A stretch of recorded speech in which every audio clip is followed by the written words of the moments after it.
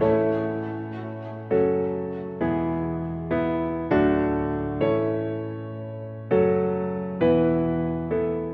me begin by saying how grateful I am to the Hillman Foundation for letting me work on this project. It was an absolute hoot and great to read so many amazing pieces of journalism this year and to discuss them with my colleagues on the board. I'm very, very grateful that I was given this opportunity.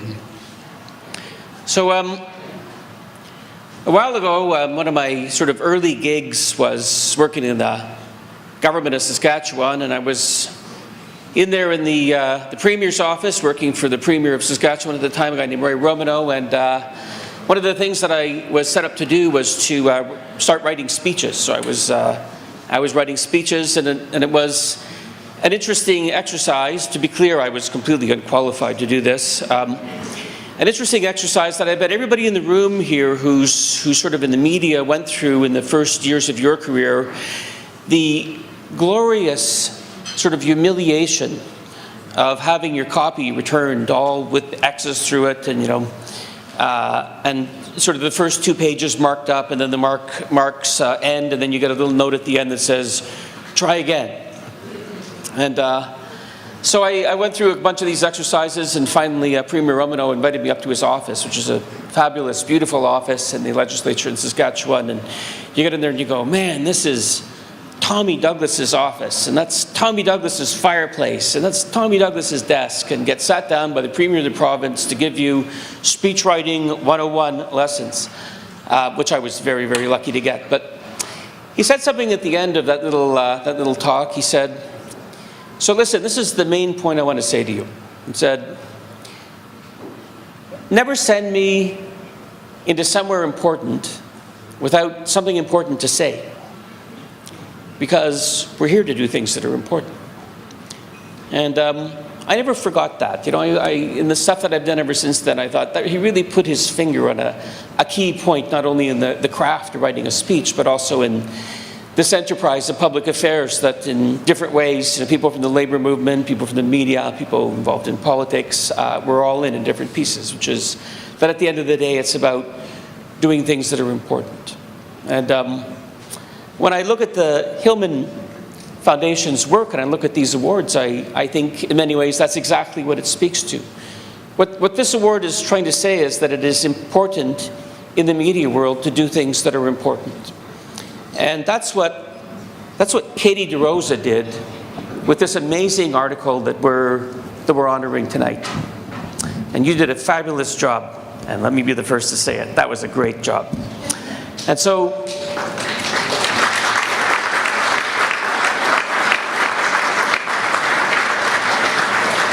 we heard earlier that old saw, where the media's job is to afflict comfort the afflicted and afflict the comfortable. Well, there can't be anywhere in the world of folks who are the poorer of the poor and the most wretched of the wretched than the world's refugees, of whom there are millions. And this article speaks to a particularly disgraceful measure by the Government of Canada that got no scrutiny, and that speaks to the issue of how we're going to deal with refugee claimants who arrive by boat on our shores. And the government reached into the worst of practices out there in the world and then made them worse, and passed a law that basically says that if you show up as a refugee that way, that you're going to be put in the general prison population of provincial jails. And that if you happen to have children with you, then they're going into foster care, or they can come with you into the prisons.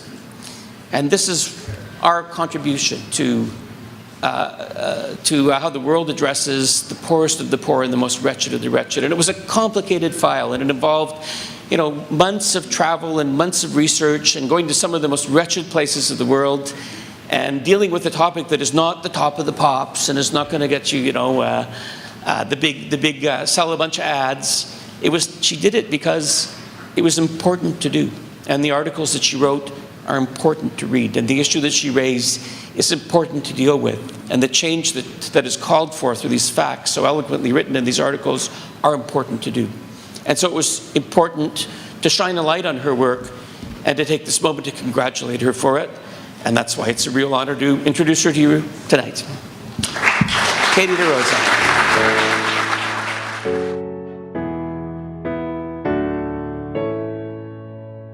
Thank you so much. I'm so overwhelmed. This is an amazing event. First of all, I'd like to thank the Hillman Foundation. I think what you do is important to recognize journalists and the hard work they do. It's often a thankless job because as soon as you finish one story, you're pulled to the next. But to have this sort of event and to recognize the work that we do, that we put our heart and soul into this kind of journalism, and to be recognized is so amazing. So I would really like to thank the judges and the existence of the Hillman Foundation. I think it's really important that it expands in Canada.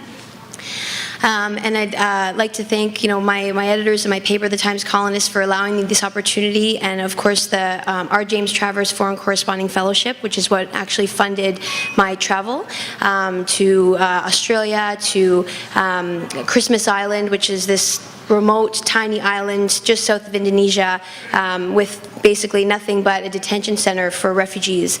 It's behind barbed wire. It looks like a maximum security prison, and it's for the most vulnerable people in society who are just coming to Australia for a better life.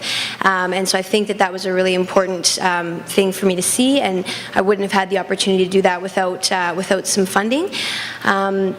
And I think that it's so amazing for everyone to support, especially journalists who want to do the stories that are a bit more uncomfortable, or the stories that recognize refugees. I was able to speak to refugees in Canada, Australia, and Thailand about their experience in detention, and I was able to give them, I hope, a voice through this story, and by being recognized here, I think that gives them that much more of a voice.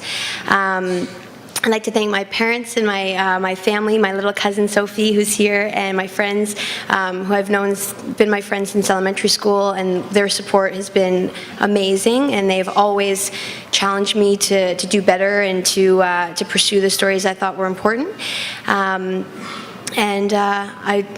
I'm just so honored to be here. I'm over the moon. I'd like to congratulate Glenn and Stephen and Elise for their nominations and their wins as well. I'm so honored to be in such high company, and I can't even believe I'm in that category. So I'm very grateful, and thank you so much.